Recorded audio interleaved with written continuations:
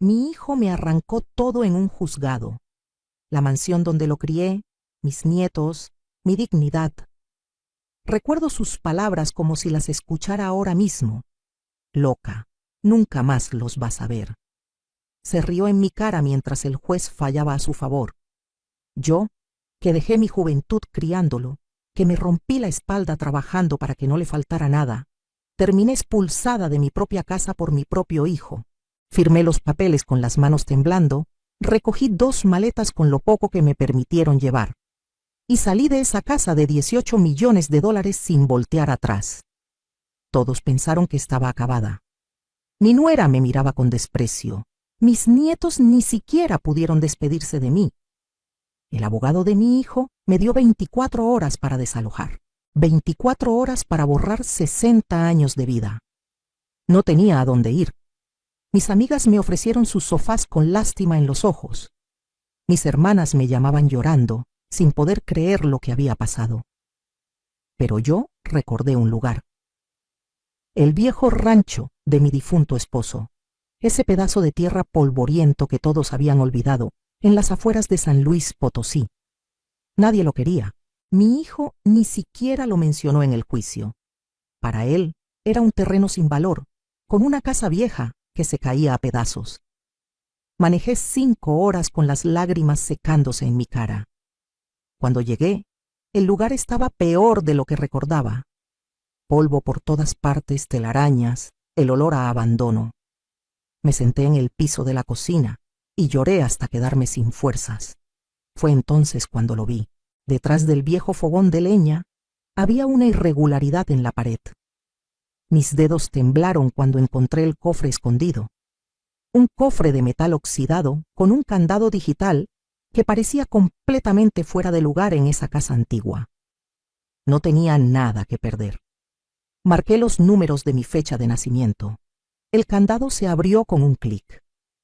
Adentro había una carta con la letra de mi esposo, esa letra que no veía hacía 15 años.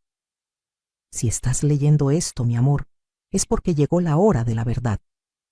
Sigue mi historia hasta el final y comenta la ciudad desde donde me estás viendo para saber qué tan lejos ha llegado mi relato.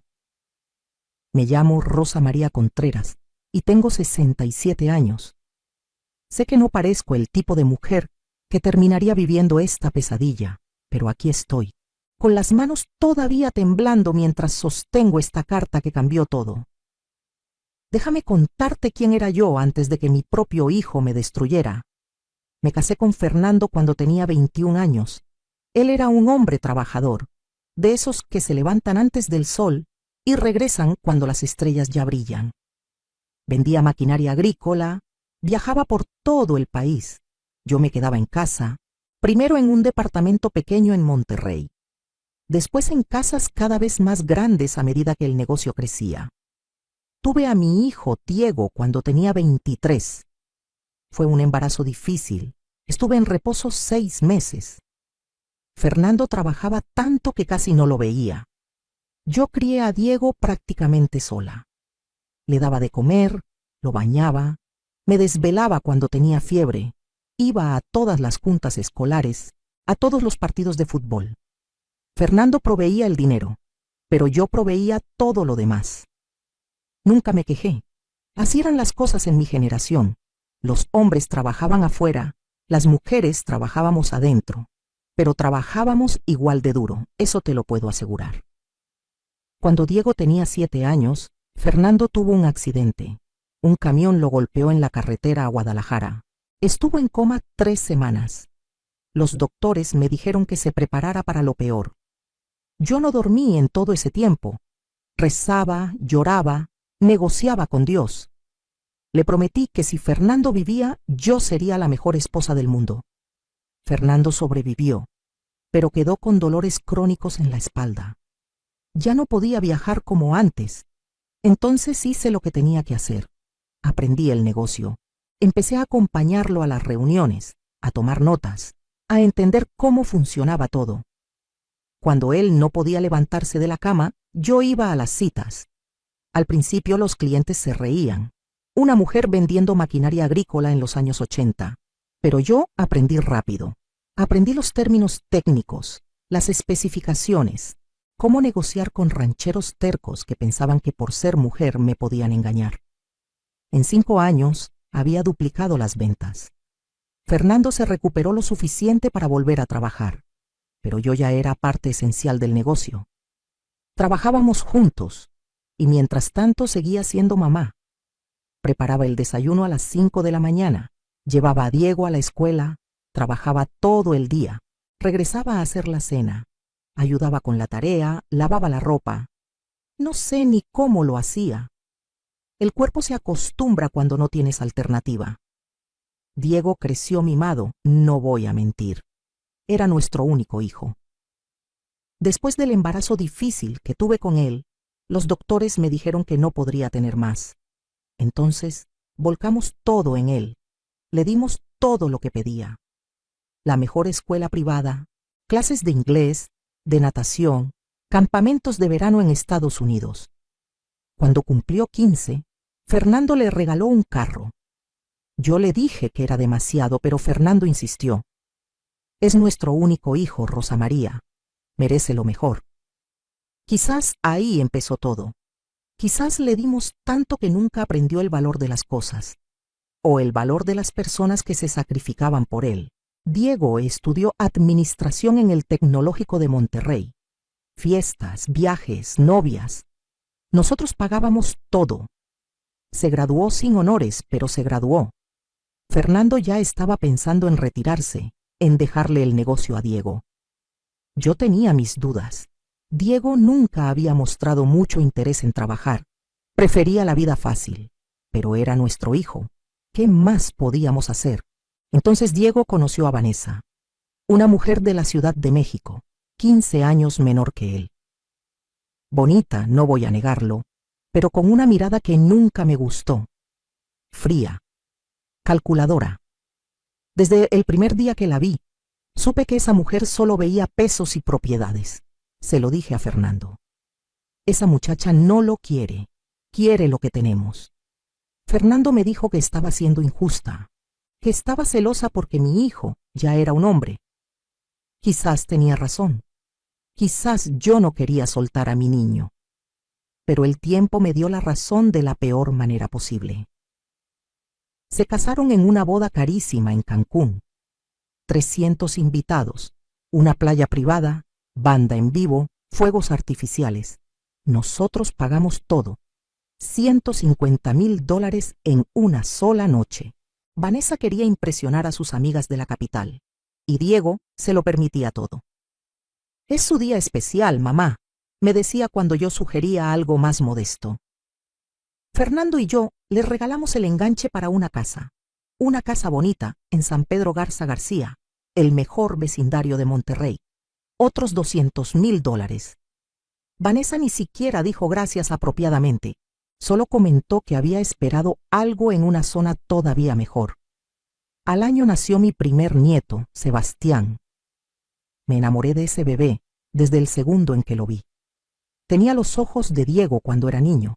Quise estar ahí todo el tiempo, ayudar a Vanessa como mi mamá me había ayudado a mí. Pero Vanessa no me dejaba. Contrató a una nana de tiempo completo, una muchacha uniformada que prácticamente vivía en su casa. Cuando yo llegaba a visitar, Vanessa me trataba como visita, no como abuela. Media hora, 1 hora máximo, y ya estaba buscando excusas para que me fuera. Diego no decía nada. Había cambiado. El niño dulce que yo había criado se había convertido en un hombre que hacía todo lo que su esposa ordenaba. Vanessa se cansa fácil con el bebé. Mamá, es mejor que vengas menos seguido. Esas palabras me rompieron el corazón, pero me aguanté. No quería causar problemas. 2 años después nació Valentina, mi nieta, otra bebé hermosa, y otra vez el mismo patrón. Yo rogaba por tiempo con mis nietos, rogaba, ¿te imaginas? Una abuela rogando por abrazar a sus propios nietos. Vanessa permitía las visitas solo cuando le convenía, cuando necesitaba niñera gratis. Rosa María, ¿puedes venir mañana? Tengo cita en el salón y la nana tiene el día libre. Yo corría a su casa, feliz de estar con Sebastián y Valentina, aunque fuera solo por unas horas. Los abrazaba, jugaba con ellos, les leía cuentos, pero en cuanto Vanessa regresaba, me despachaba. Ya puedes irte, gracias, como si fuera la empleada doméstica. Fernando me decía que no me dejara, que pusiera límites, pero yo tenía miedo de que si me quejaba, me quitaran a mis nietos completamente. Así que me tragaba el orgullo, una y otra vez. Entonces Fernando murió. Un infarto masivo mientras dormía. Se fue en paz, eso dicen, pero me dejó sola en el peor momento posible. Yo tenía 52 años, todavía joven, pero me sentía anciana. Acabábamos de vender el negocio por una fortuna. 32 millones de dólares. El plan era retirarnos, viajar, disfrutar de nuestros nietos. Pero Fernando solo alcanzó a disfrutar 2 meses de retiro antes de que su corazón se apagara. El testamento de Fernando era simple. Me dejaba todo a mí. La casa, el dinero, las inversiones. En el documento decía claramente que yo tenía control absoluto y que a mi muerte todo pasaría a Diego. Era lo normal, lo lógico. Yo era su esposa de 30 años. Había trabajado hombro a hombro con él para construir ese patrimonio. Diego recibiría su herencia eventualmente, pero cuando yo ya no estuviera. Vanessa no lo tomó bien. Recuerdo el día que se leyó el testamento en la oficina del notario. Su cara se puso roja, sus manos apretaron el bolso hasta que los nudillos se pusieron blancos. Diego intentaba calmarla, pero ella estaba furiosa. ¿Y nosotros qué? ¿Tenemos que esperar a que te mueras para recibir lo que le corresponde a Diego? Así me habló, frente al abogado, frente a todos. Yo intenté explicarle que ellos no iban a pasar necesidades, que yo los iba a ayudar siempre, que eran mi única familia, pero la decisión final de todo es mía, agregué, como debe ser. Ese fue mi error. Decir esas palabras, afirmar mi derecho. Desde ese día Vanessa se convirtió en mi enemiga declarada, y lentamente, muy lentamente, convirtió a mi hijo en mi enemigo también. Al principio fueron cosas pequeñas, llamadas que Diego no me devolvía, invitaciones a comidas familiares que se cancelaban a último minuto. Vanessa siempre tenía una excusa, que los niños estaban enfermos, que tenían otros planes, que estaban muy ocupados. Yo compraba regalos para mis nietos y Vanessa los recibía con indiferencia. No debiste haberte molestado, Rosa María. Los niños tienen demasiados juguetes ya. Nunca me llamaba suegra, y mucho menos mamá. Siempre Rosa María, como si fuera una conocida lejana. Yo intentaba acercarme a Diego, hablar con él a solas. Pero él siempre estaba apurado, distraído. Después hablamos, mamá. Ahorita estoy ocupado. Ese después nunca llegaba. En el primer aniversario de la muerte de Fernando, organicé una misa. Quería que fuera algo íntimo, familiar. Invité a Diego, Vanessa y los niños. Vanessa dijo que no podían ir porque habían planeado un viaje a la playa. Un viaje, en el aniversario de la muerte de su suegro. Diego no dijo nada. No me defendió. Solo mandó un mensaje. Lo siento, mamá. Ya habíamos pagado el hotel. Fui sola a esa misa. Me senté en la primera banca, con el retrato de Fernando junto a mí, y lloré frente al padre y 3 viejas amigas que tuvieron la decencia de acompañarme. Mi propio hijo no estuvo ahí para honrar la memoria de su padre. Ese día entendí que lo estaba perdiendo, pero no sabía hasta qué punto. Pasaron 3 años así, 3 años de distancia creciente, de excusas, de frialdad. Yo vivía sola en la casa grande de San Pedro, esa mansión que habíamos comprado Fernando y yo cuando el negocio despegó. 8 recámaras, alberca, jardín enorme, demasiado espacio para una mujer sola. Me sentía como un fantasma caminando por esos pasillos vacíos. Intenté llenar el vacío con actividades, clases de yoga, grupos de lectura, trabajo voluntario, pero nada quitaba el dolor de la ausencia de mi hijo y mis nietos. Vanessa se aseguró de que Sebastián y Valentina me olvidaran poco a poco. Cuando lograba verlos, Cada vez más raramente, los niños me trataban como a una extraña. Sebastián, que ya tenía 8 años, apenas me hablaba. Valentina, de 6, se escondía detrás de su mamá. «Saluda a tu abuela», le ordenaba Vanessa con voz dulce pero con ojos fríos mirándome. La niña murmuraba un «hola» casi inaudible y corría a otra habitación. Yo llevaba chocolates, muñecas, carritos. Los niños los tomaban sin emoción y los dejaban olvidados. Ya no me conocían, ya no me querían. Vanessa había ganado esa batalla. Entonces empezaron las peticiones de dinero.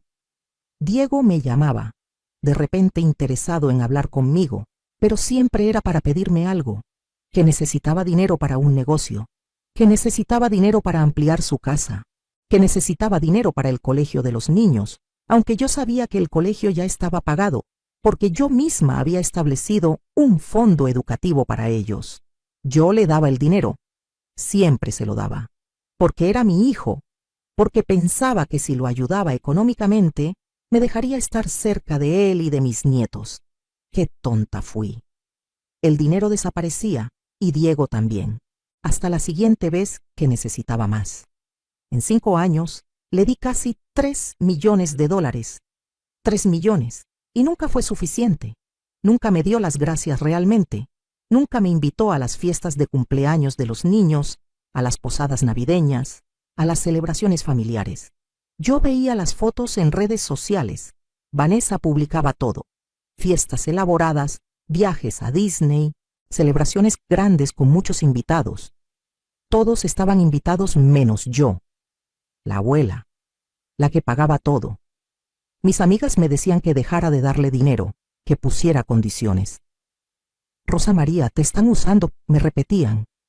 Pero yo no podía. Era mi único hijo, mi única familia. ¿Qué más tenía? Un día Diego llegó a mi casa sin avisar. Eso era raro. Hacía meses que no venía. Traía unos papeles. «Mamá, necesito que firmes esto». «¿Qué es?», pregunté.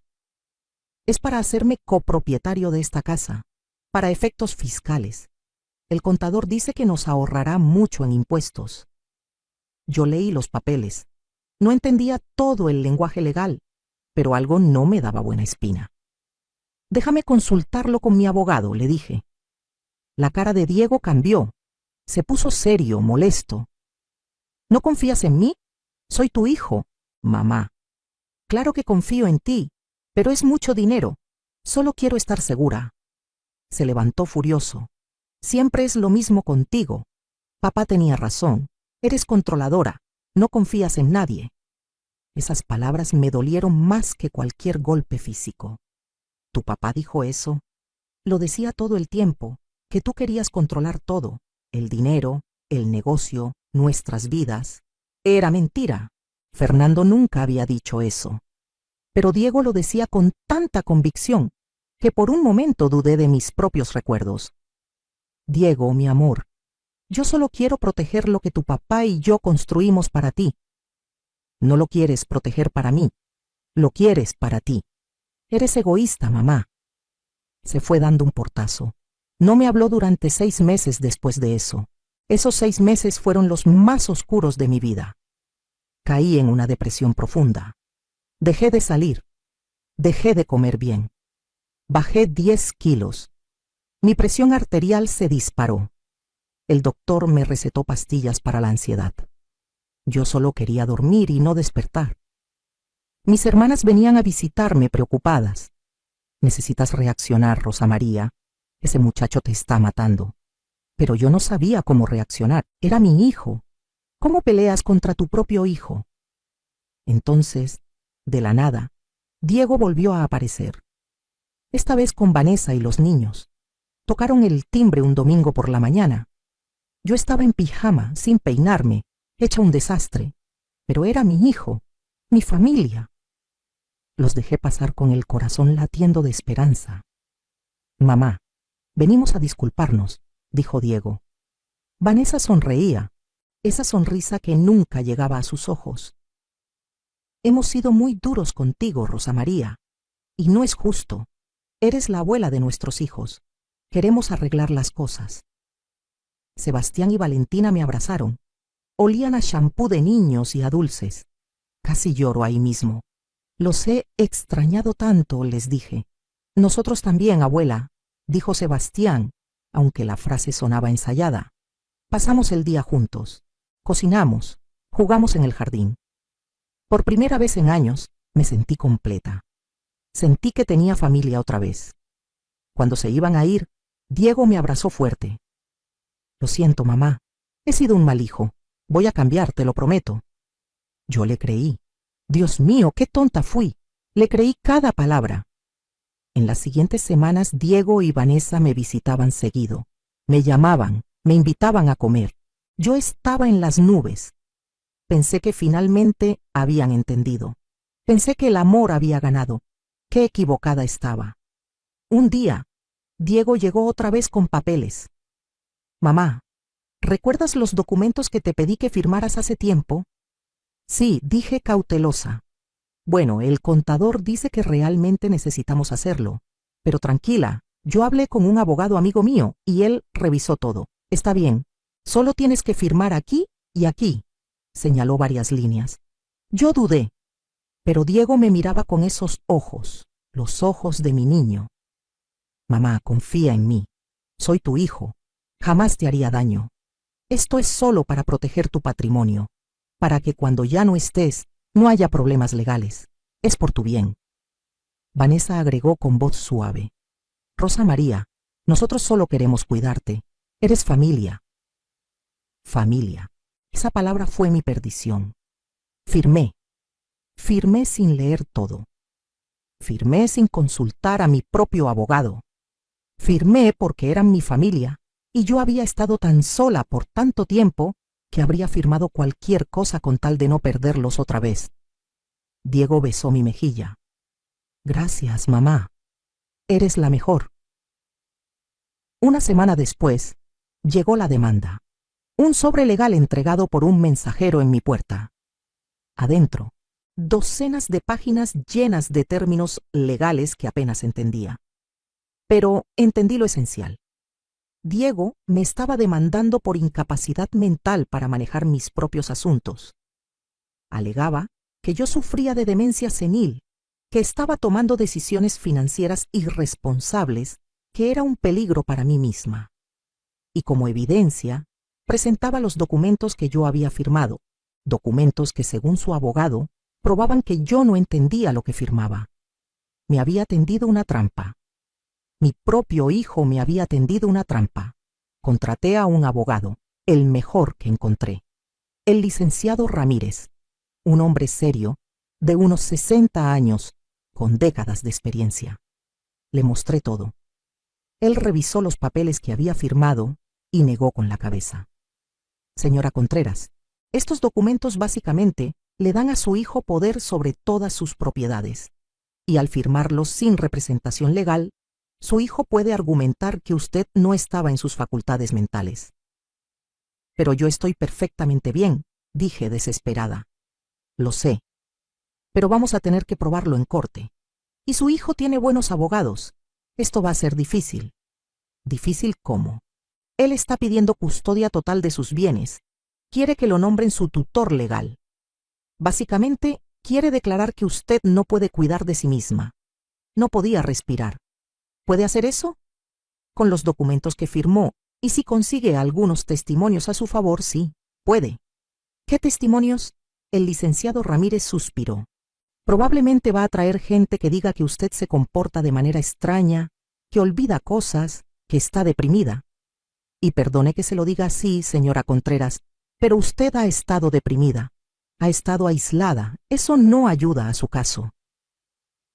Tenía razón. Yo misma le había dado municiones a Diego. Mi depresión, mi aislamiento, mi soledad. Todo eso iba a ser usado en mi contra. El juicio fue una pesadilla. Diego trajo testigos. La empleada doméstica que yo había tenido que despedir 6 meses antes, porque ya no podía pagar su sueldo completo, después de darle tanto dinero a Diego.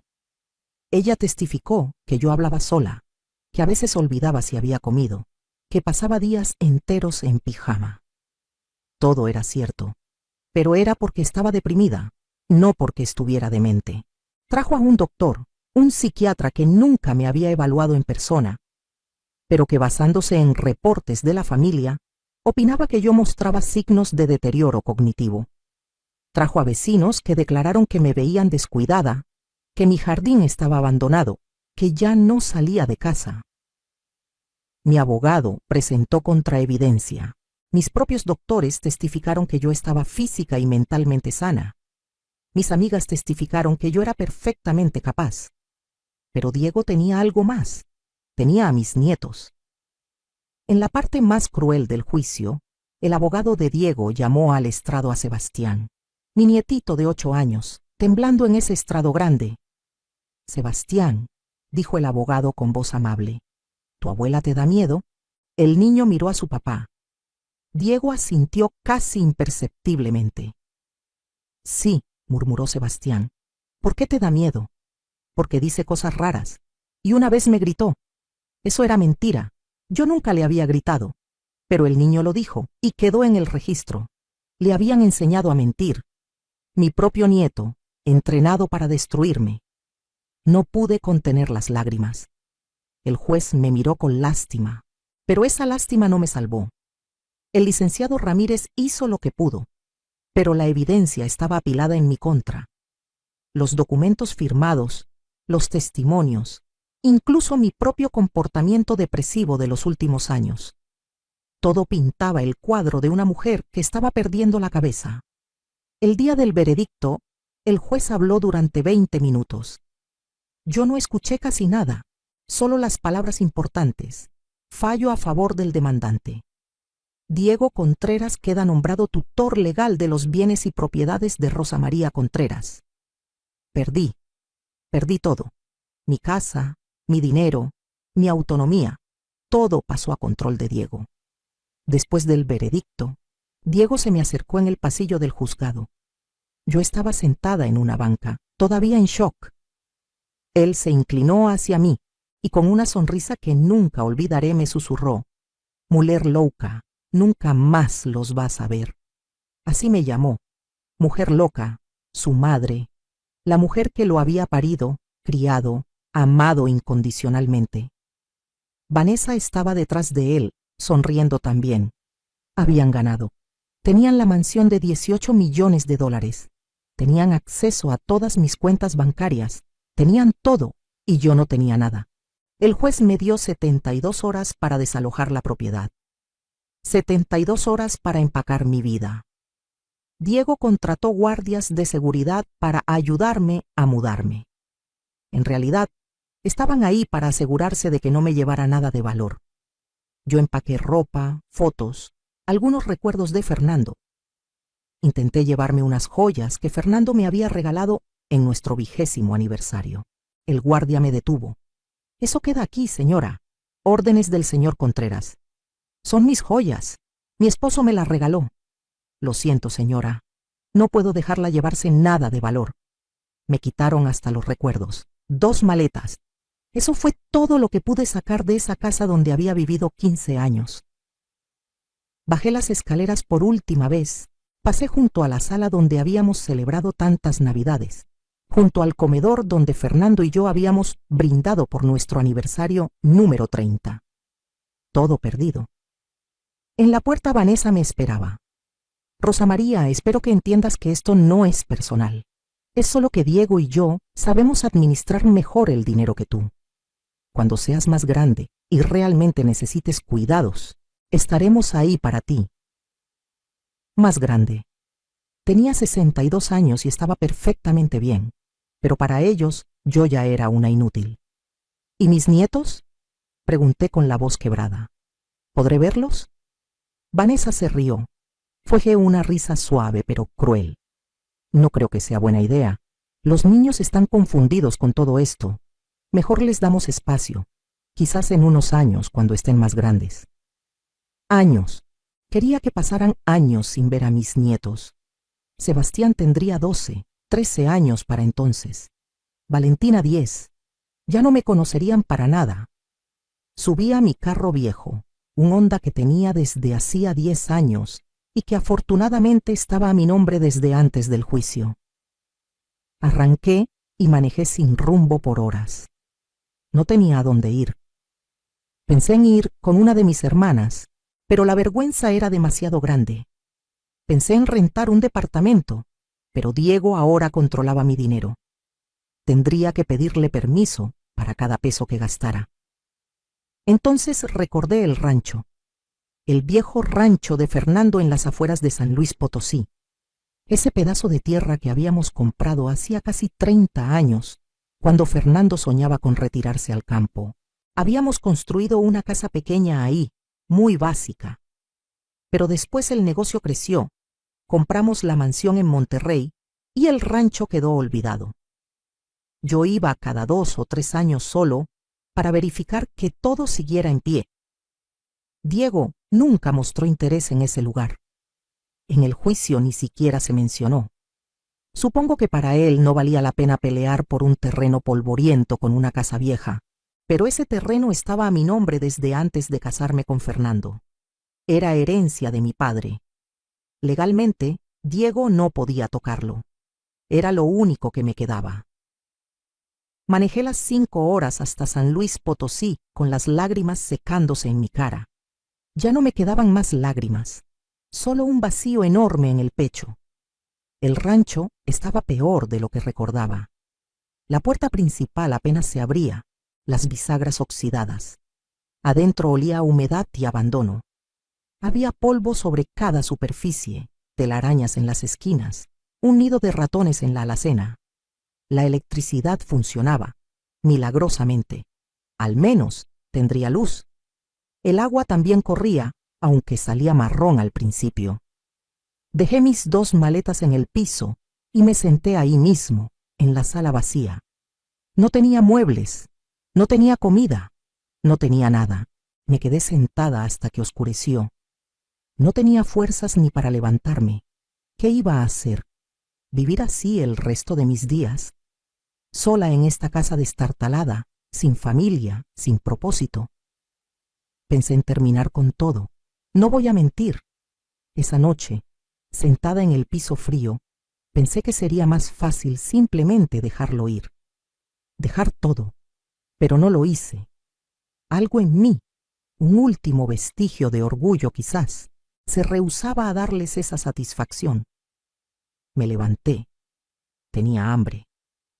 Fui a la cocina a ver si encontraba algo comestible. No había nada, por supuesto, pero mientras buscaba en las alacenas noté algo extraño.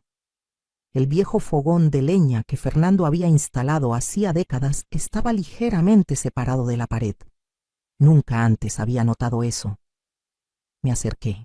Detrás del fogón había una irregularidad en la pared, como si alguien hubiera quitado algunos ladrillos y luego los hubiera vuelto a poner sin mucho cuidado. Empujé el fogón con lo que me quedaba de fuerza. Se movió más fácil de lo esperado, como si alguien lo hubiera diseñado para moverse.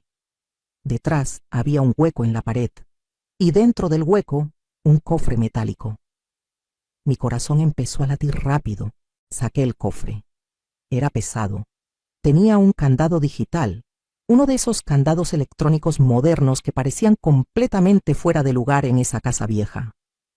¿Qué hacía esto aquí? ¿Cuándo lo había puesto Fernando? No tenía idea del código. Intenté mi fecha de cumpleaños por impulso, sin ninguna esperanza real. 08051957. El candado emitió un pitido y se abrió. Adentro había una carta doblada, con la letra inconfundible de Fernando. Esa letra que había visto en miles de documentos de negocios, en tarjetas de cumpleaños, en notas de amor escondidas en mi bolsa. Mis manos temblaban tanto que casi no podía abrir la carta. La desdoblé y leí. Mi querida Rosa María, si estás leyendo esto, es porque ya no estoy contigo. Y es porque llegó la hora de la verdad. Hay cosas que nunca te dije, mi amor. Cosas que guardé para protegerte. Pero ahora que me he ido, necesitas saber. Seguí leyendo la carta de Fernando con el corazón latiéndome tan fuerte que podía escucharlo en mis oídos. Rosa María, mi amor, conozco a nuestro hijo mejor de lo que crees. Sé que tiene un corazón débil. Sé que es fácilmente influenciable. Y sé que cuando yo ya no esté, habrá personas que intentarán manipularlo para quitarte lo que es tuyo. Por eso hice preparativos que nunca te mencioné. Perdóname por guardarte secretos, pero era necesario.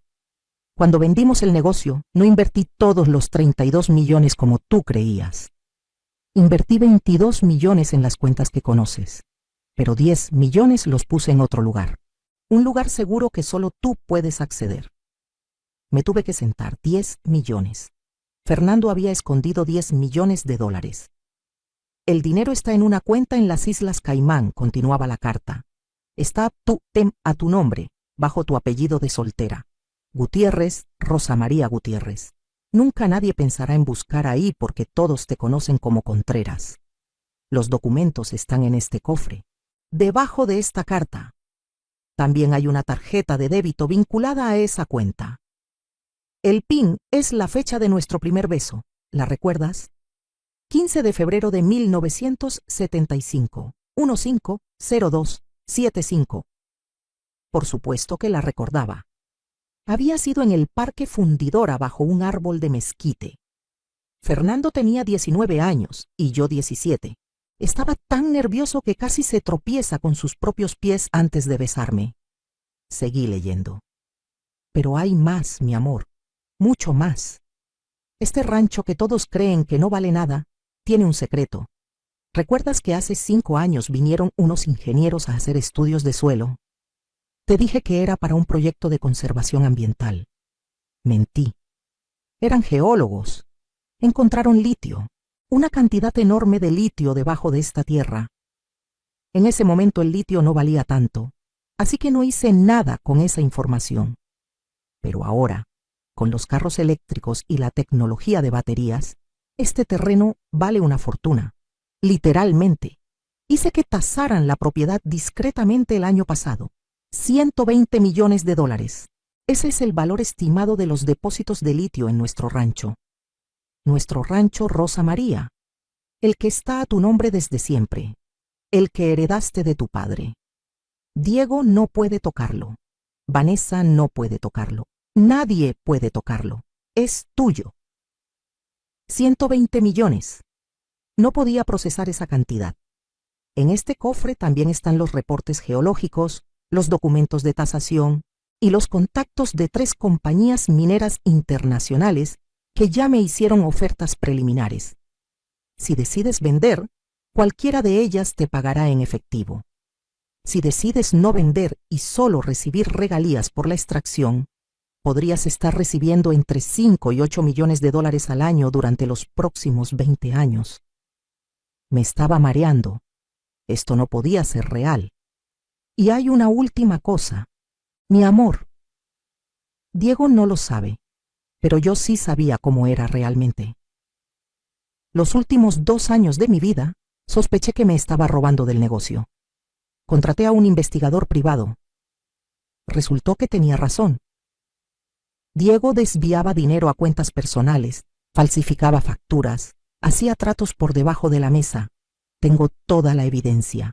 Está en el sobre amarillo dentro de este cofre.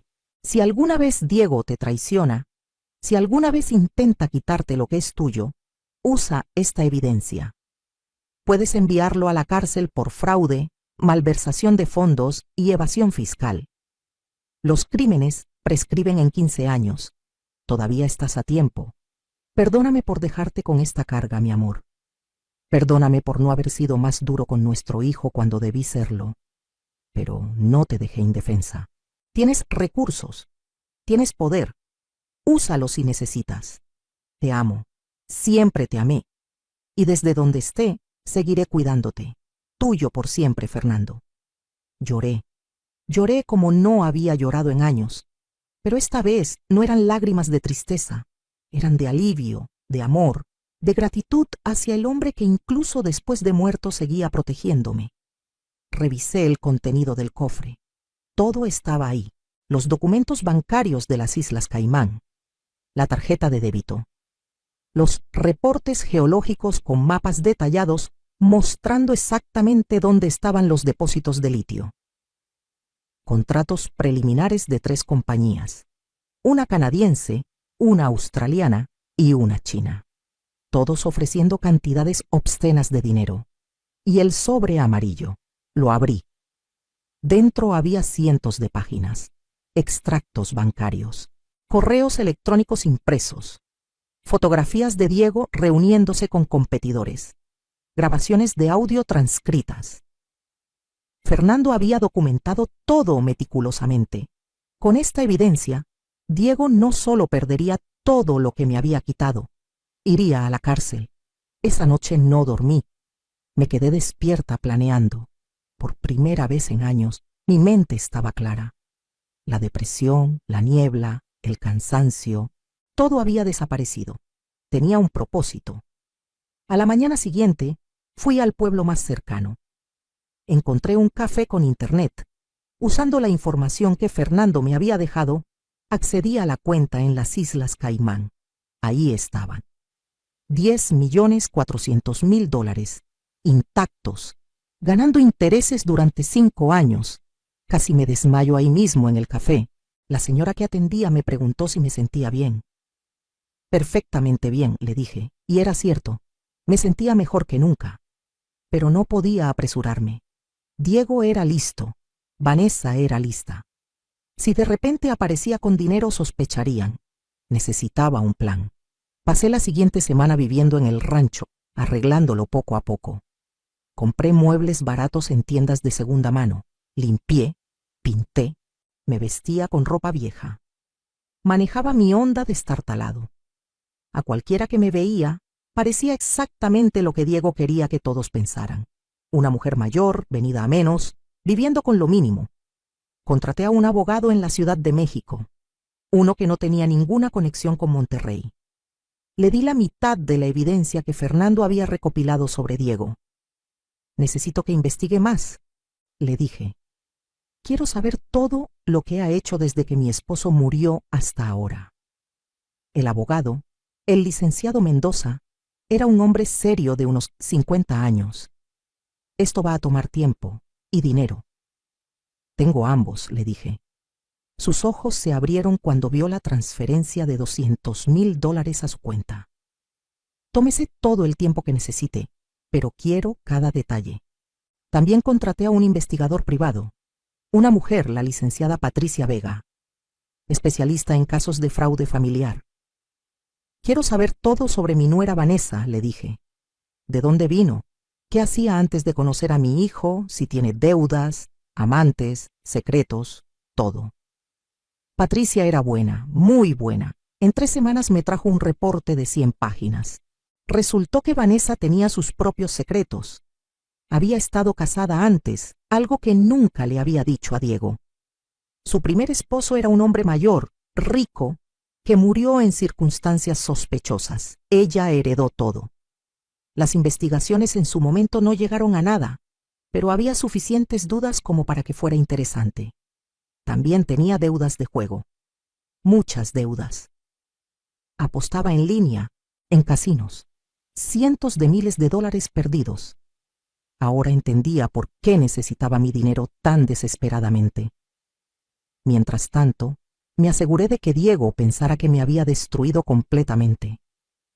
Le mandé un mensaje humilde. Diego, sé que estás enojado conmigo, pero soy tu madre. ¿Podemos hablar? No respondió durante 2 semanas. Finalmente, me mandó un mensaje corto. ¿Qué quieres? Solo quiero saber cómo están los niños. Los extraño mucho. Están bien. Mejor sin tu influencia negativa. Por favor, Diego, dame una oportunidad de verlos, aunque sea 1 hora. No. Eso fue todo. Pero yo seguí insistiendo. Cada semana le mandaba un mensaje, siempre humilde, siempre suplicante. Quería que se sintiera poderoso, que pensara que me tenía bajo su control. Después de 2 meses de esto, finalmente aceptó. Puedes venir a ver a los niños el domingo, 1 hora, ni 1 minuto más. Manejé las 5 horas de regreso a Monterrey. Llegué a la mansión, mi mansión, donde ahora vivían Diego y su familia. Vanessa abrió la puerta. Estaba usando mis joyas, el collar de perlas que Fernando me había regalado en nuestro aniversario, en su cuello, como si fuera suyo. Rosa María, me saludó con falsa dulzura. Qué bueno que viniste. Los niños están en el jardín. Entré a mi propia casa como visita. Todo había cambiado. Los muebles que Fernando y yo habíamos elegido con tanto cuidado habían sido reemplazados. Ahora todo era moderno, minimalista, frío. No quedaba nada de nosotros. Sebastián y Valentina estaban en la alberca. Habían crecido tanto en solo unos meses. «Niños, su abuela vino a visitarlos», gritó Vanessa. Ellos salieron del agua, me saludaron con cortesía fría y volvieron a jugar. No les importaba que estuviera ahí. Ya no me conocían. Diego apareció. «Mamá». «Hola, mi hijo». Me miró de arriba a abajo. Mi ropa era vieja, estaba más delgada, tenía ojeras. Exactamente la imagen que quería proyectar. «Te ves terrible». «He tenido días difíciles». «Bueno, eso pasa cuando no sabes administrarte». Se rió. Realmente se rió de mi sufrimiento. Vanessa se unió a él en el patio. Se tomaron de la mano. Una pareja unida contra la vieja loca. «¿Cómo está tu situación económica?», preguntó Diego. «Difícil», mentí.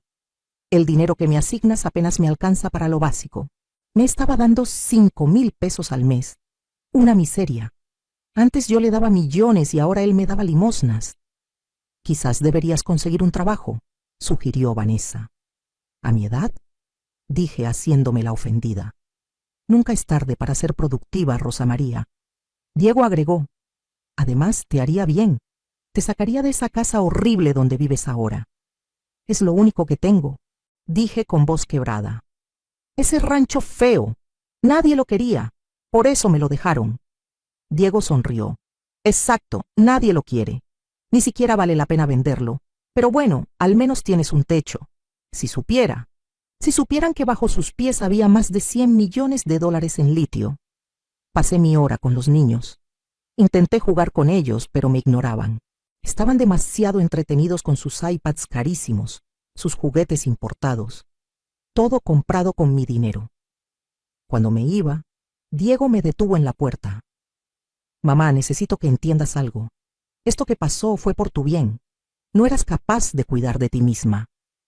«Lo sé», dije sumisa. «Solo quiero que me dejes ver a mis nietos de vez en cuando». «Lo voy a pensar, pero necesitas demostrar que has cambiado, que puedes ser responsable». «Haré lo que sea», le dije, y lo decía en serio. Haría lo que fuera, pero no lo que él pensaba. Los siguientes 3 meses seguí con mi actuación. La abuela pobre, abandonada, viviendo en un rancho destartalado. Mientras tanto, el licenciado Mendoza y la licenciada Vega seguían investigando y encontraron oro. Bueno, encontraron más mierda de la que incluso Fernando había documentado. Diego no solo había robado del negocio cuando Fernando estaba vivo, había seguido robando después. Del dinero que ahora controlaba de mi herencia, había desviado casi 2 millones de dólares a cuentas en el extranjero. Estaba cometiendo fraude activo, pensando que yo nunca lo descubriría. Vanessa, por su parte, había usado mi dinero para pagar sus deudas de juego. Había tomado casi 1 millón de dólares de las cuentas que supuestamente estaban siendo administradas responsablemente para mí, y los había perdido en casinos en línea. Tenía toda la evidencia, extractos bancarios, transferencias, todo, pero esperé. Necesitaba el momento perfecto. Ese momento llegó en Navidad. Diego me invitó a la cena de Nochebuena. Estaba sorprendida. ¿En serio? Sí, mamá. Es Navidad. Y los niños preguntaron por ti. Bueno, Sebastián preguntó. Era mentira, pero no me importaba. Acepté. La noche de Nochebuena llegué a la mansión con regalos modestos para los niños, juguetes baratos envueltos en papel sencillo. Vanessa los miró con desdén. ¿Qué? Considerado de tu parte, Rosa María. La cena fue tensa. Estábamos Diego, Vanessa, los niños y los padres de Vanessa que habían venido de la Ciudad de México. Gente presumida, hablando de sus viajes, sus propiedades, su dinero. dinero que en gran parte venía de lo que me habían robado. Después de la cena, Diego anunció: «Familia, tengo noticias importantes». Todos lo miraron expectantes. Vanessa y yo hemos decidido vender esta casa. Mi corazón dio un salto, pero mantuve la cara neutral. ¿Vender? Sí, es demasiado grande para nosotros. Y honestamente los impuestos son ridículos. Encontramos una casa mejor en Houston. Nos vamos a mudar a Estados Unidos. Pero, ¿y los niños? ¿Y la escuela? Allá tendrán mejor educación, mejor futuro. Ya está decidido. Me estaba quitando hasta la posibilidad de ver a mis nietos. Si se iban a Estados Unidos, probablemente nunca los volvería a ver. ¿Cuándo? En 3 meses. La casa ya tiene compradores. Nos ofrecieron 20 millones, es un buen trato. Vendiendo mi casa, la casa que Fernando y yo compramos, por 20 millones cuando valía mínimo 25. Y ese dinero también desaparecería en las manos de Diego y Vanessa.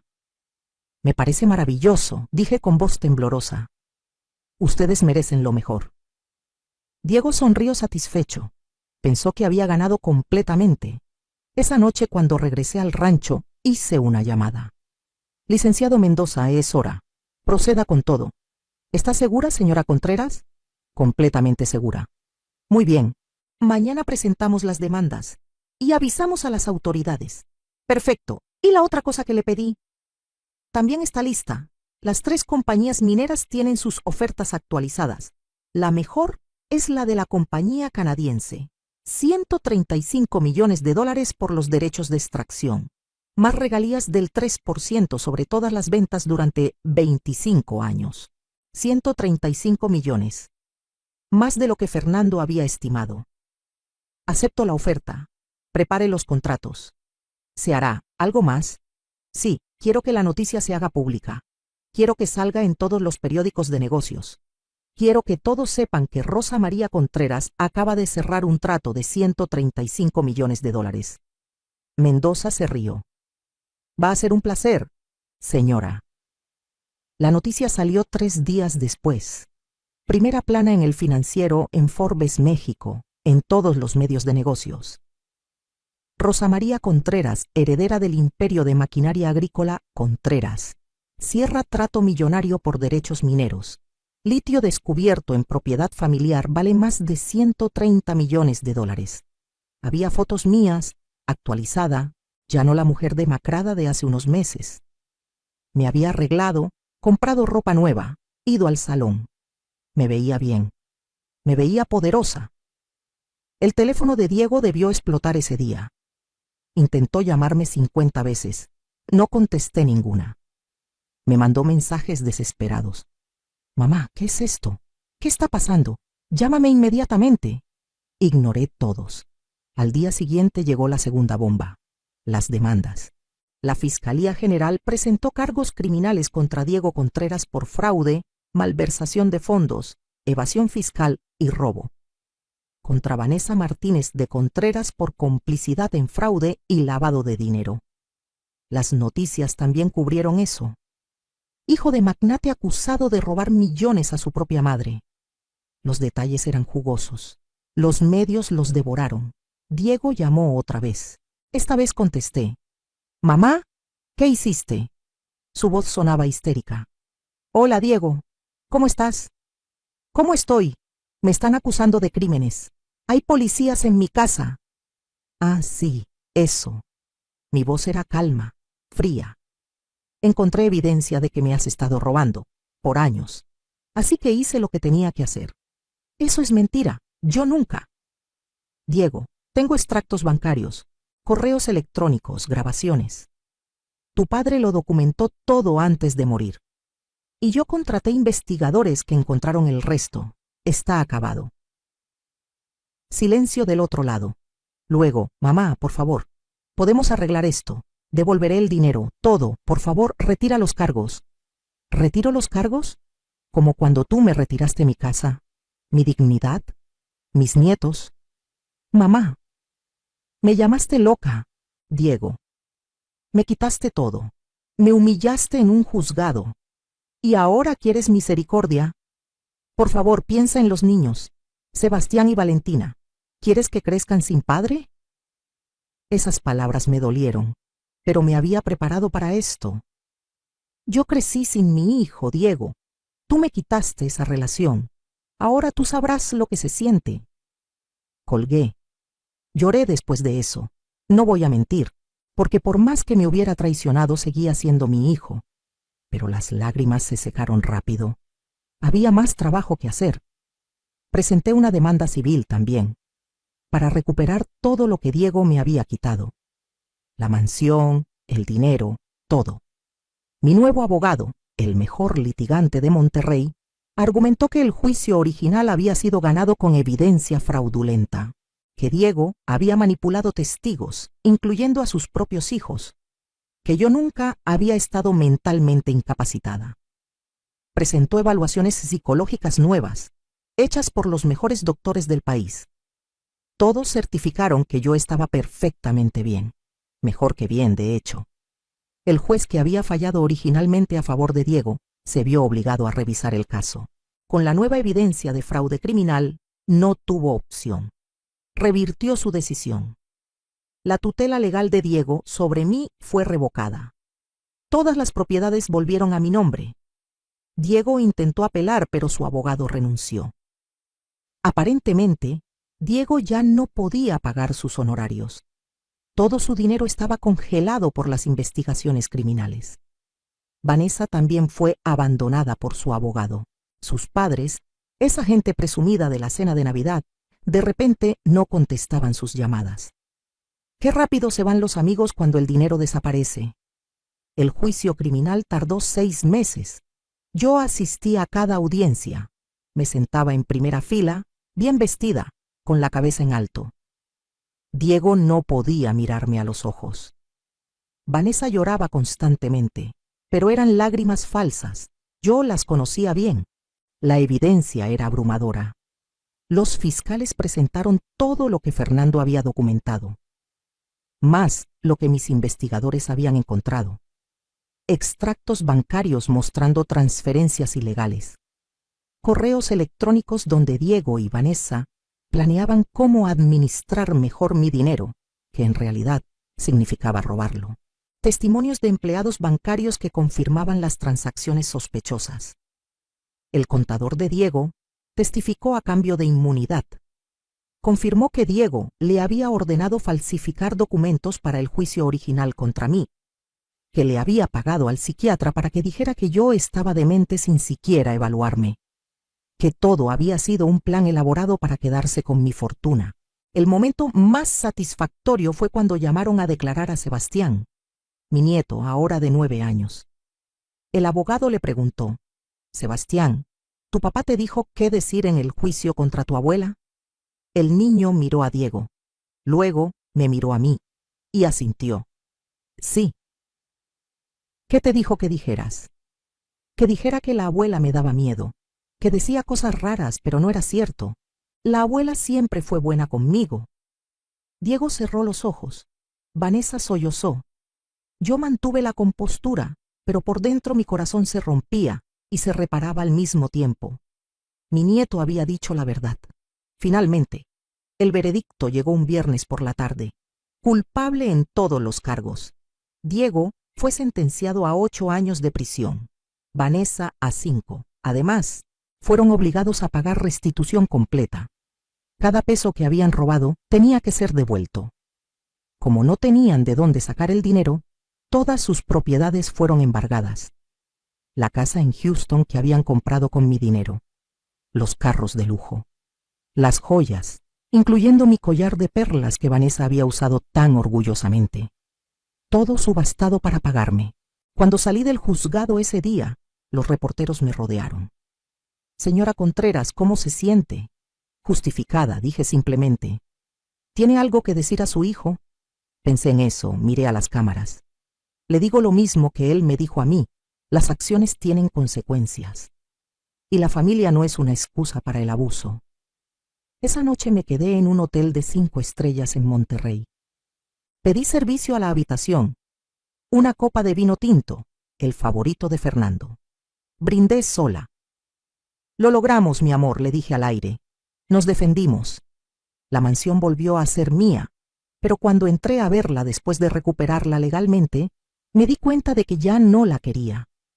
Estaba llena de recuerdos amargos ahora. Diego creciendo ahí. Las traiciones planeadas entre esas paredes. No, ya no era mi hogar. La puse en venta. Se vendió en 3 semanas por $24 millones. Buen precio.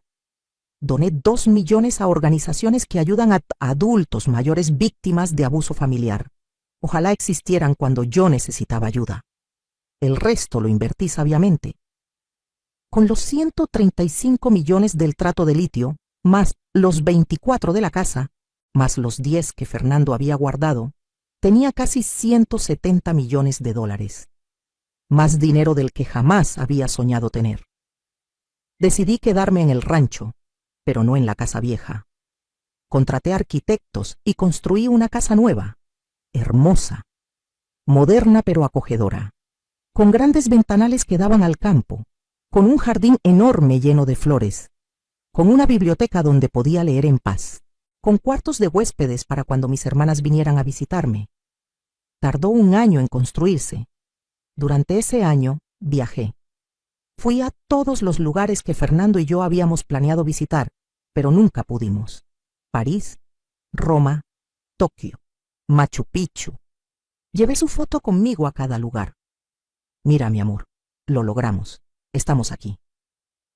La gente probablemente pensaba que estaba loca. Esa señora mayor hablándole a una fotografía. No me importaba. Cuando regresé a México, la casa estaba terminada. Me mudé con ayuda de mis hermanas. Ellas no podían creer todo lo que había pasado. Rosa María, eres una guerrera, me decía mi hermana Lupita. Siempre lo fuiste, agregaba mi hermana Carmen. Solo que ahora el mundo lo sabe. Establecí una rutina. Me levantaba temprano. Tomaba café en el patio viendo el amanecer. Hacía yoga. Leía. Pintaba. Algo que siempre había querido aprender. Cocinaba para mí misma, experimentando con recetas nuevas. Invitaba a amigas a pasar el fin de semana. Donaba generosamente a causas que me importaban. Vivía. Realmente vivía, por primera vez en décadas. Los niños fueron otro asunto. Sebastián y Valentina quedaron bajo custodia temporal de los padres de Vanessa, mientras Diego y Vanessa cumplían sus sentencias. Yo solicité derechos de visita. Los abuelos maternos se opusieron al principio, pero mi abogado fue persuasivo. La señora Contreras no hizo nada malo. De hecho, fue la víctima. No pueden castigarla quitándole a sus nietos. El juez estuvo de acuerdo. Me concedió visitas supervisadas al principio. 1 vez al mes. Era doloroso. Los niños estaban confundidos, lastimados. Su mundo había explotado. ¿Por qué papá y mamá están en la cárcel?, me preguntó Valentina en nuestra primera visita. ¿Por qué eres tú la culpable, abuela?, agregó Sebastián con rabia. Eso dolió, pero entendía. Para ellos yo era la mala. Yo había destruido su familia. Voy a contarles la verdad, les dije. Pero van a tener que escuchar toda la historia. ¿Pueden hacer eso? Durante meses lentamente les conté todo. De manera apropiada para su edad, pero honesta. Cómo su papá me había quitado mi casa. Cómo había robado dinero. Cómo me había llamado loca y me había alejado de ellos. Al principio no me creían, pero con el tiempo, especialmente Sebastián, que ya era más grande, empezó a recordar cosas. Las veces que escuchó a su mamá hablando mal de mí. Las veces que su papá le dijo qué decir en el juicio. Las piezas empezaron a encajar. Lo siento, abuela, me dijo Sebastián un día, con lágrimas en los ojos. Yo dije mentiras sobre ti. Lo sé, mi amor, pero no fue tu culpa.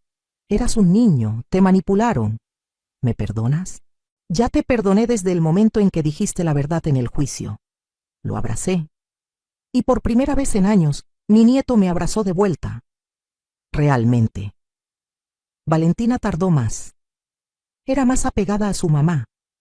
Pero eventualmente, ella también empezó a ablandarse. Empezó a llamarme abuela en vez de señora. Pequeños pasos. Después de un año de visitas supervisadas, el juez me concedió visitas sin supervisión. Los niños podían venir a quedarse conmigo los fines de semana. Los primeros fines de semana fueron tensos, pero gradualmente encontramos nuestro ritmo. Les enseñé a cocinar. Sebastián resultó tener talento para la repostería. Valentina amaba ayudarme en el jardín. Veíamos películas juntos, jugábamos juegos de mesa, hablábamos, realmente hablábamos. Un día Sebastián me preguntó: «Abuela, ¿vas a perdonar a papá alguna vez?». Era una pregunta que yo misma me había hecho muchas veces. No lo sé, mi amor, me lastimó mucho. Pero es tu hijo, y tú siempre dices que la familia es importante. La familia es importante cuando se comporta como familia. Tu papá no se comportó como mi hijo, se comportó como mi enemigo. Pero la gente no puede cambiar. ¿Qué pregunta tan profunda de un niño de 10 años? Sí, la gente puede cambiar, pero solo si realmente quiere y solo si entiende lo que hizo mal. Papá nos escribe cartas desde la cárcel. Dice que lo siente. Dice que cometió errores. Es fácil decir lo siento cuando estás encerrado y has perdido todo. Lo difícil es decirlo cuando todavía tenías algo que perder. Diego escribía, no solo a los niños, también a mí. Al principio tiré sus cartas sin abrir, pero después de 6 meses, la curiosidad me ganó. Abrí una. Mamá, sé que no tengo derecho a pedirte perdón. Sé que lo que hice fue imperdonable. Destruí todo. Te lastimé de maneras que nunca podré reparar. Vanessa y yo planeamos todo. Ella me convenció de que tú tenías demasiado dinero, que no lo necesitabas, que nosotros lo merecíamos más. Yo fui débil. Dejé que mi codicia me controlara. Dejé que ella me controlara. No estoy culpándola a ella, yo tomé las decisiones. Yo firmé los documentos. Yo mentí en el juzgado. Todo fue mi responsabilidad. Cada noche aquí pienso en ti, en cómo te crié, en todos los sacrificios que hiciste, en cómo trabajaste hasta el cansancio para darme todo. Y yo te pagué con traición. No espero que me perdones.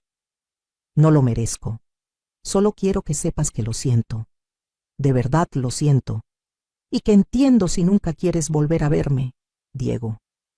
Lloré leyendo esa carta, porque sonaba sincero, porque era mi hijo, y parte de mí todavía lo amaba a pesar de todo. Pero no le respondí. No todavía. Necesitaba tiempo. Vanessa también escribió, pero su carta era muy diferente. Rosa María, esto es tu culpa tanto como nuestra. Si hubieras sido más generosa desde el principio, nada de esto habría pasado. Pero no, tenías que controlarlo todo, tenías que tener el poder. Ahora mira dónde estamos. Mis hijos están creciendo sin mí por tu culpa. Espero que puedas vivir con eso. Esa carta la tiré directo a la basura. No había arrepentimiento ahí, solo amargura y culpa misdirected. Diego pasó 4 años en prisión antes de ser elegible para libertad condicional. Vanessa cumplió 3. Cuando Diego salió, era un hombre diferente, o al menos eso parecía. Más delgado, más viejo, con canas que no tenía cuando entró. Me pidió verme. Acepté. Nos reunimos en un café público, neutral. Él llegó nervioso, con las manos temblando. «Mamá». Diego. Silencio incómodo. Finalmente él habló. «Gracias por aceptar verme. Lo hice por los niños. Ellos quieren que su papá y su abuela se hablen». «Entiendo». Más silencio. «Mamá, yo no sé ni por dónde empezar. Lo siento, no es suficiente». «No, no lo es. Lo sé, pero es todo lo que tengo. Lo siento. Por todo. Por traicionarte. Por lastimarte. Por ser un hijo horrible». Lo miré. Realmente lo miré. Vi el arrepentimiento en sus ojos, pero también vi años de dolor que nunca se borrarían completamente. «¿Por qué lo hiciste, Diego?». Esa es la pregunta que me ha atormentado. ¿Por qué? Él respiró profundo. Celos, resentimiento. Vanessa me llenó la cabeza con ideas de que tú me controlabas, de que papá te amaba más a ti que a mí, y yo le creí porque era más fácil que admitir la verdad. ¿Qué verdad? Que yo era un inútil, que nunca había logrado nada por mí mismo, que todo lo que tenía era porque ustedes me lo dieron. Eso me hacía sentir pequeño, y en vez de trabajar para ganarme mi propio éxito, decidí robarte el tuyo. Diego continuó. En la cárcel tuve mucho tiempo para pensar, para recordar. Recordé todas las veces que papá intentó enseñarme el negocio y yo no ponía atención. Todas las veces que tú trabajabas hasta tarde y yo me quejaba de que no estabas disponible para mí. Todas las oportunidades que me dieron y yo desperdicié. Era más fácil culparte a ti que aceptar mi propia mediocridad. Sus palabras eran duras, autocastigadoras. Parte de mí quería consolarlo, la parte que todavía era su madre, pero me contuve. ¿Y qué vas a hacer ahora? No lo sé. Nadie me quiere contratar, tengo antecedentes criminales. No tengo dinero, estoy viviendo en un cuarto rentado en una zona fea de la ciudad. Apenas sobrevivo con trabajos temporales. ¿Qué esperabas? Nada. No espero nada, mamá. Solo. Quería que supieras que lo siento, y que si algún día, quizás en muchos años, puedes perdonarme aunque sea un poco, estaría agradecido, pero si no puedes, lo entiendo completamente. Me levanté para irme. Él se quedó sentado, derrotado. En la puerta del café me detuve. Me volteé. Diego. ¿Sí? Mamá. El perdón no es algo que se da de la noche a la mañana. Es algo que se gana, con acciones, no con palabras. Lo sé. Demuéstrame que has cambiado, no a mí, a tus hijos. Sé el padre que no pudiste ser mientras estabas obsesionado con robarme. Gánate su respeto, su confianza, y quizás, solo quizás, con el tiempo podamos reconstruir algo. Sus ojos se llenaron de lágrimas. ¿En serio? No te prometo nada, pero te doy una oportunidad. Una. No la desperdicies. No lo haré, te lo juro. Salí de ahí sin mirar atrás. No sabía si estaba haciendo lo correcto, pero tenía que intentarlo, por mis nietos, por la posibilidad, por pequeña que fuera, de tener algún tipo de familia otra vez. Los siguientes 2 años fueron de reconstrucción lenta. Diego consiguió un trabajo estable en una ferretería. No era glamoroso, pero era honesto. Rentó un departamento más decente. Empezó a ver a Sebastián y Valentina regularmente. Al principio las visitas eran tensas, pero gradualmente, padre e hijos empezaron a reconectarse. Yo lo observaba desde la distancia, vigilante, lista para cortar todo contacto si veía alguna señal de las viejas manipulaciones, pero no las vi. Diego era humilde con sus hijos, honesto, les contó sobre sus errores, les pidió perdón apropiadamente, no intentó culpar a nadie más. Eso me impresionó. Vanessa, por otro lado, salió de la cárcel sin haber aprendido nada. Intentó recuperar la custodia de los niños, pero ellos, ya mayores y más sabios, testificaron que no querían vivir con ella. Sebastián tenía 13 años.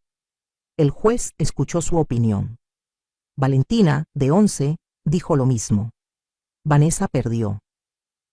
La custodia legal fue otorgada a Diego, con visitas para Vanessa, pero los niños raramente aceptaban verla. Ella eventualmente se mudó de regreso a la Ciudad de México. Escuché que se volvió a casar, con otro hombre mayor, con dinero. Algunos patrones nunca cambian. En cuanto a mí, construí una vida que nunca imaginé. Fundé una organización sin fines de lucro para ayudar a adultos mayores que sufren abuso financiero por parte de sus familias. Es más común de lo que la gente piensa. Hijos, nietos, sobrinos que manipulan, roban, explotan a sus parientes mayores. Mi organización provee asesoría legal gratuita, apoyo psicológico y, en casos severos, financiamiento para demandas. En 5 años, ayudamos a más de 200 familias. Recuperamos casi 50 millones de pesos en activos robados. Enviamos a 23 abusadores a la cárcel. Cada caso me recordaba mi propia historia. y cada victoria me sanaba un poco más. También empecé a viajar más. Conocí a un grupo de mujeres increíbles, todas en sus 60 y 70, todas con sus propias historias de supervivencia. Viajábamos juntas, cruceros, tours culturales, aventuras. Me hice amiga de Dora, una argentina que había sobrevivido un matrimonio abusivo de 40 años. De Patricia, una colombiana que había levantado un negocio desde cero después de que su familia la abandonara. De Elena, una española que había escapado de una secta religiosa. Éramos guerreras, todas nosotras, y nos entendíamos de una manera que nadie más podía. Sebastián y Valentina se convirtieron en mi alegría. Venían a quedarse conmigo en vacaciones. Sebastián, ahora un adolescente de 15 años, me ayudaba con la organización sin fines de lucro. Tenía un corazón grande y una mente afilada para los números. Abuela, creo que deberías invertir más en marketing digital, me decía. Hay muchas personas mayores que no saben que existen recursos para ayudarlos. Tenía razón. Contraté a una agencia de redes sociales. Las solicitudes de ayuda se triplicaron. Valentina, de 13, era mi jardinera oficial. Transformó el terreno alrededor de mi casa en un paraíso. Rosas, jacarandas, bugambilias, todo florecía bajo su cuidado. Las plantas son más fáciles que las personas, me decía. Las cuidas y crecen, no te traicionan. Me rompía el corazón que una niña tan joven ya hubiera aprendido esa lección, pero también me enorgullecía su fortaleza. Mi relación con Diego mejoró lentamente, muy lentamente. No podíamos borrar el pasado. Las cicatrices estaban ahí, pero construimos algo nuevo, algo basado en honestidad brutal en vez de expectativas ciegas. Él venía a cenar una vez al mes. Al principio apenas hablábamos, pero eventualmente empezamos a tener conversaciones reales. Él me contaba sobre su trabajo, sus desafíos. Yo le contaba sobre la fundación, sobre mis viajes. No era la relación madre-hijo que habíamos tenido antes. Era diferente, más cautelosa, pero quizás más honesta. Un día, 3 años después de su liberación, Diego me trajo algo. Una caja de zapatos vieja. ¿Qué es esto? Ábrela. Adentro había dinero, fajos de billetes. Son 120,000 pesos, dijo. He estado ahorrando, de mi sueldo. Sé que es una fracción ridícula de lo que te robé. Sé que nunca podré pagarte todo, pero quiero intentarlo, poco a poco. Tomé el dinero, lo miré. Luego lo miré a él. Diego, esto te debe haber tomado años ahorrar. 2 años y medio. Ahorro todo lo que puedo después de pagar mi renta y comida. ¿Por qué? Porque te lo debo. Porque necesito hacer esto, aunque tome el resto de mi vida. Pensé en rechazarlo. El dinero no significaba nada para mí ahora. Tenía más de lo que podría gastar, pero entendí lo que significaba para él. No era sobre el dinero. Era sobre la restitución, sobre demostrar su cambio con acciones. Lo acepto, dije finalmente, pero con una condición. ¿Cuál? Cada peso que me des yo lo donaré a la fundación, en tu nombre, para que ayude a otras familias como la nuestra. Él se quedó callado un momento. Luego asintió. Me parece perfecto, mamá. Ese día algo se rompió finalmente entre nosotros. La última pared de resentimiento. No significaba que todo estaba perdonado, pero significaba que podíamos empezar a sanar.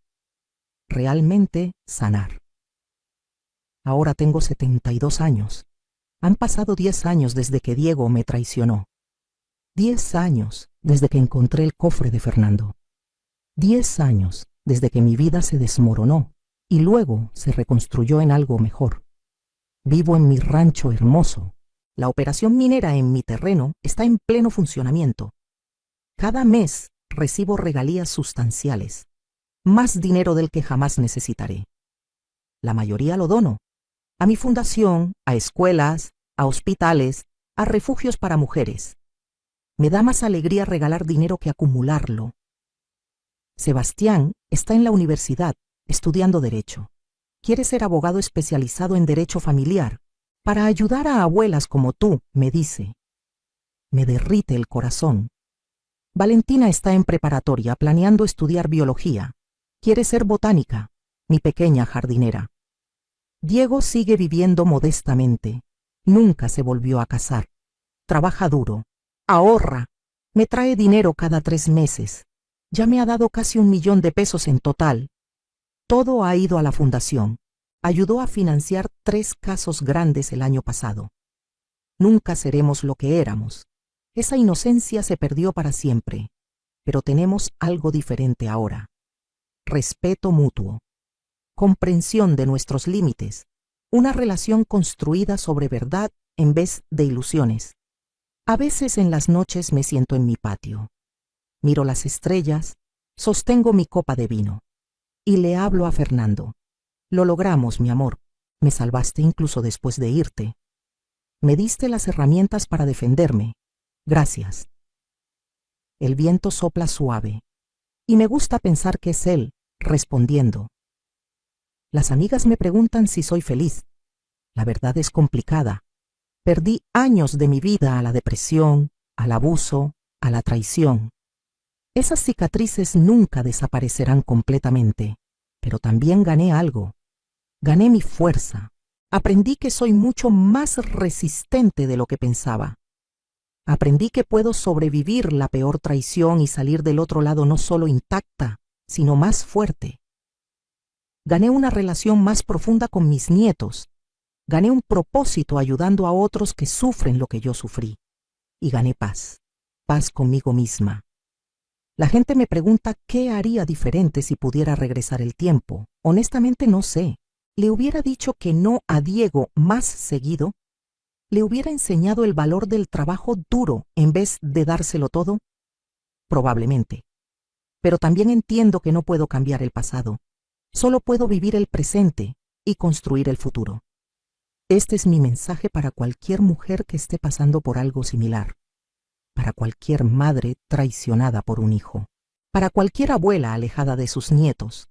Para cualquier mujer mayor que la familia trata como si fuera invisible o inútil. Tú vales. Tu vida tiene valor. Tu historia importa. No dejes que nadie, ni siquiera tu propia familia, te quite tu dignidad. Defiéndete. Busca ayuda. Hay recursos. Hay gente que se preocupa. No estás sola. Y si tienes que pelear, pelea. Con todo lo que tienes. Pelea legal. Pelea inteligente. Pero pelea. Porque te lo mereces. Mereces respeto. Mereces amor genuino, no manipulación. Mereces vivir tus últimos años en paz, no en miseria. Yo lo hice. Y si yo pude, tú también puedes. No fue fácil. Hubo días que quise rendirme. Días que el dolor era tan intenso que apenas podía respirar. Pero seguía adelante. Un día a la vez. Un paso a la vez. Y miren dónde estoy ahora. En mi casa hermosa. Rodeada de amor verdadero. Haciendo diferencia en el mundo. Viviendo la vida que merezco. Fernando estaría orgulloso. Yo estoy orgullosa de mí misma. Y eso, después de todo, es lo que realmente importa. Entonces, ¿qué harías tú en mi lugar? Si tu hijo te traicionara, si te quitara todo, podrías perdonar. Deberías perdonar. No hay respuestas fáciles. Cada situación es diferente. Cada corazón sana a su propio ritmo. Para mí, el perdón está llegando lentamente. Algunos días lo siento más cerca. Otros días, la rabia regresa y me recuerda todo lo que perdí. Pero estoy en el camino. Y eso es suficiente por ahora. Mi nombre es Rosa María Contreras. Tengo 72 años. Sobreviví a la peor traición. Y estoy aquí para decirte que tú también puedes sobrevivir lo que sea que estés enfrentando. Eres más fuerte de lo que crees. Más valiosa de lo que te han hecho sentir. Y mereces toda la felicidad del mundo. No dejes que nadie te convenza de lo contrario. Ni siquiera tu propia sangre. Especialmente tu propia sangre, porque a veces la familia que eliges, la familia que construyes, es más fuerte que la familia en la que naciste. Mis hermanas, mis amigas, las mujeres de mi fundación, ellas son mi familia ahora. Y Diego, si algún día lee esto o lo escucha, quiero que sepa, te di la vida, te crié con amor, te di todo lo que tenía. Tú me quitaste casi todo, pero no pudiste quitarme mi espíritu, no pudiste romperme completamente. Y aunque el camino al perdón completo todavía es largo, estoy caminándolo. No por ti, por mí, porque cargar odio es agotador, y ya estuve agotada suficiente tiempo. Ahora elijo paz, elijo alegría, elijo vivir cada día que me queda de la manera más plena posible. Esa es mi venganza final. No tu destrucción, aunque la justicia era necesaria. Mi venganza es mi felicidad, es vivir bien, es prosperar, es mostrarle al mundo que una mujer de mi edad, una mujer que fue traicionada y humillada, puede levantarse y construir algo hermoso de las cenizas. Entonces sí, mi hijo me procesó y ganó. Me quitó mi mansión, me alejó de mis nietos, me llamó loca y se rió de mi dolor. Pero huí al rancho olvidado.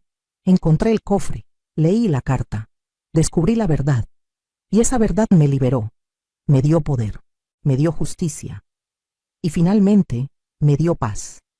Esta es mi historia. La historia de cómo perdí todo y lo recuperé todo. De cómo la traición más profunda me llevó al descubrimiento más grande. De cómo el amor de un esposo fallecido me salvó cuando más lo necesitaba. Y de cómo una mujer de 62 años, a quien todos habían desechado, demostró que nunca es tarde para pelear por lo que es tuyo. Nunca es tarde para encontrar tu fuerza. Nunca es tarde para vivir. Gracias por escuchar mi historia. Espero que te haya inspirado, consolado, o al menos entretenido. Y recuerda, no importa qué edad tengas, no importa qué tan oscura parezca la situación, siempre hay esperanza, siempre hay un camino. A veces ese camino está escondido detrás de un viejo fogón, esperando ser descubierto. Pero está ahí, solo tienes que tener el coraje de buscarlo. ¿Qué harías en mi lugar? Comenta abajo. Me encantaría saber tus pensamientos, tus historias, tus experiencias, porque todos tenemos batallas, todos tenemos cicatrices, y compartir nuestras historias nos hace más fuertes. Nos recuerda que no estamos solos, que podemos sobrevivir, que podemos prosperar, que podemos, contra todo pronóstico, encontrar nuestro final feliz. Yo encontré el mío, y tú también puedes encontrar el tuyo.